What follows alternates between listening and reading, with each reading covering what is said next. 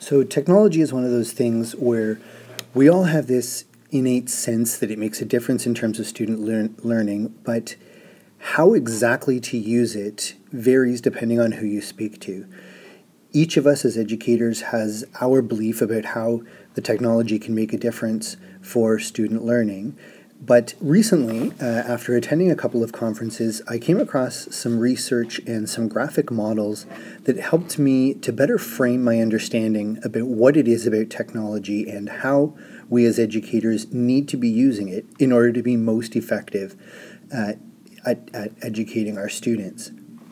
And when we talk about education, we're not really referring to the transmission of knowledge, but the learning how to learn aspect. And as we look at each of these models, you'll see that it isn't about content specifically, but engaging the student in a creative endeavor that helps them to discover and construct knowledge. When we're looking at this model, we're looking at the work of John Seely Brown. And Seely Brown looked at this concept of deep tinkering. The student not only as a knower and a learner of received knowledge, but also a maker, demonstrator of knowledge, and most of all, a player. Somebody who constructs knowledge, who tests theories, looks at how things might function together and then tests that out and converses with others. It really goes along with this idea of play as the highest form of research, as said by Albert Einstein, or even Seymour Papert's idea of hard fun, where a student who is fully engaged in a task that requires thinking will really learn quite a bit and actually enjoy it more. This model is the work of Misha and Kohler, and they were looking at the effectiveness of integrating technology into the classroom as a three-part Venn diagram.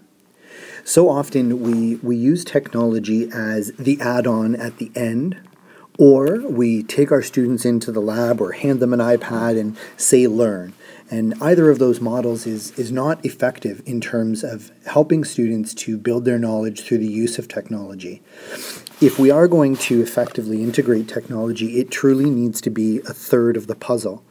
We need to be thinking about what technology is going to be used and use a technology that really builds upon the content that we want students to learn about, as well as integrate highly effective teaching pedagogy, the appropriate structures and protocols that would lend themselves to the content that we're trying to teach.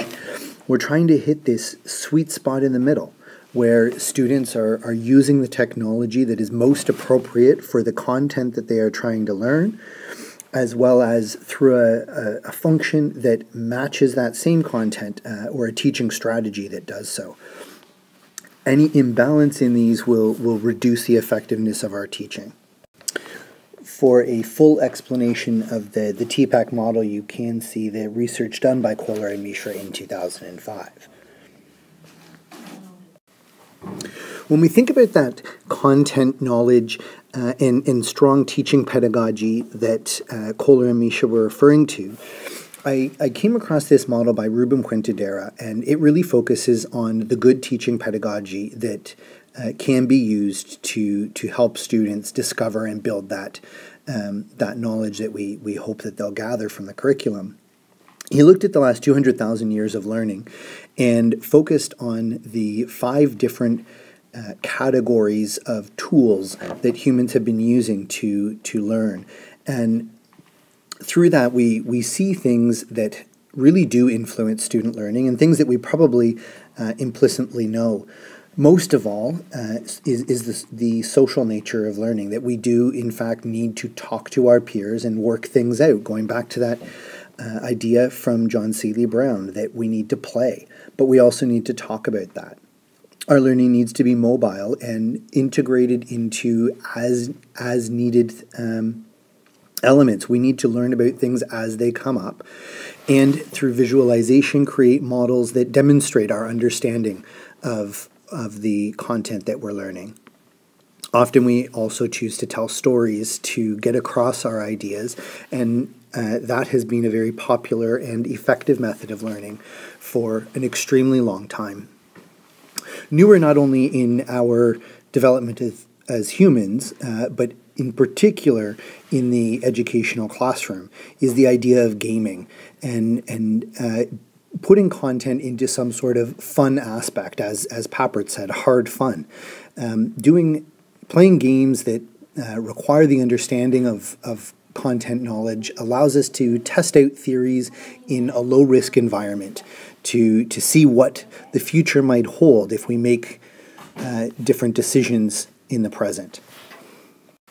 And this is the work of Ruben Puentedura. It's some of his most recent research. Perhaps the most powerful of all of the research that I looked at, though, was this ladder of the integration of technology into the classroom. And though it was developed in the 1980s by Ruben Puentedura, I think it still speaks to our use of technology as a learning tool in the classroom.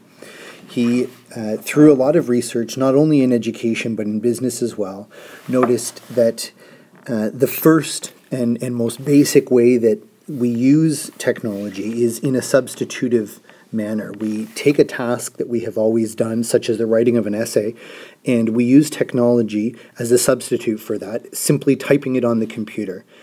And while this does perhaps enhance our lesson to some degree, it really doesn't change the learning for a student. And even as we augment that task and use some of the affordances of the technology, such as the ability to constantly edit the work and highlight, go through, bold, perhaps add pictures integrated into the text, adding in a little bit of functionality from the technology, we're still really just enhancing the lesson.